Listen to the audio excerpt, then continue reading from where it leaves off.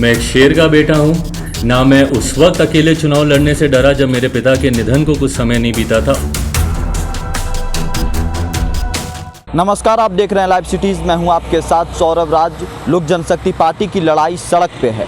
चाचा भतीजे आमने सामने हैं। जिस तरीके से पशुपति पारस लगातार चिराग पासवान के ऊपर हमलावर हैं, वहीं भतीजा भी अब ताकत दिखाने को तैयार है। आपको बता दें कि आज चिराग पासवान अपने राष्ट्रीय कार्यकारिणी की बैठक बुलाई है। सुबह 11:30 बजे बैठक होनी है। आपको बता दें कि देखिए 12 जनपद जो चिराग पासवान का दिल्ली में आवास है, वहाँ पे पूरी तैयारी हो चुकी है। बैनर होर्डिंग के साथ उनके समर्थक, उनके चाहने वाले लगातार चारों तरफ सजा चुके हैं।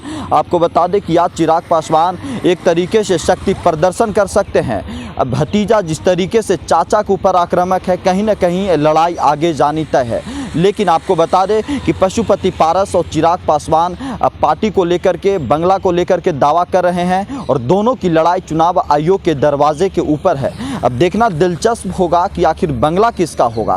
क्या चिराग पासवान रामविलास पासवान की विरासत को संभालेंगे या फिर चिराग पासवान के हाथ से बंगला निकल जाएगा। लेकिन जिस तरीके से पशुपति पारस लगातार ये दावा कर रहे हैं कि पार्टी पे उनका अधिकार है, पार्टी में जो बहुमत है वो पशुपति पारस के पक्ष में है, लेकिन चिराग पासवान भी दूसरे तरफ दावा कर रहे हैं कि बहुमत चिराग पासवान के हाथों में है और चिराग पासवान के साथ है।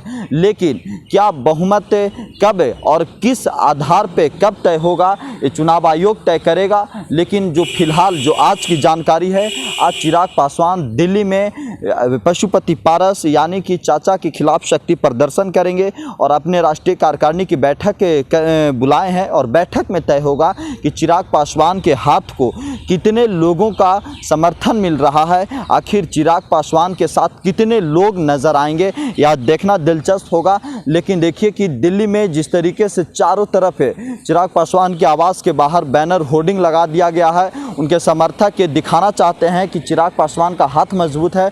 चिराग पासवान के समर्थन में जो संख्या है वो पशुपति पारस से ज़्यादा है।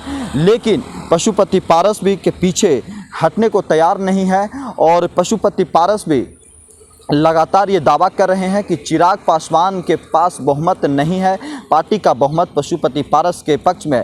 आपको जानकारी दे दें कि पशुपति पारस जिस तरीके से पार्टी को लेकर के दावा कर रहे हैं और अपने राष्ट्रीय कार्यकारिणी को पूरी तरीके से भंग करके नई टीम गठित कर दिए हैं, लेकिन चिराग पासवान इस चीज़ को मानने को तैयार नहीं है।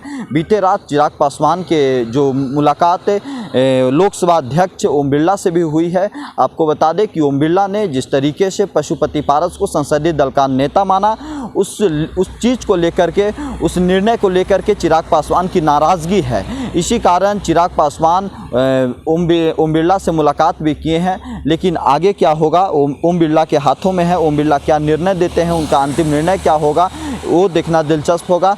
लेकिन सबकी निगाहें और पूरे तरीके से कह सकते हैं कि चिराग पासवान का जो शक्ति प्रदर्शन है, जो उनका राष्ट्रीय कार्यकारिणी का बैठक है, उसके ऊपर सभी की निगाहें टिकी हुई है कि आखिर कितने लोगों का समर्थन चिराग पासवान के पास है और कितने लोग चिराग पासवान के पक्ष में खड़े होते हैं।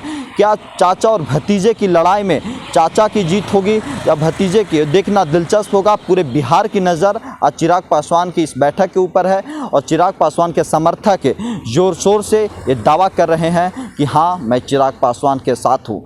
लेकिन क्या चिराग पासवान सच में अपने चाचा को पराजित कर पाएंगे इस युद्ध में। दिल्ली से सौरभ राज, लाइव सिटीज़।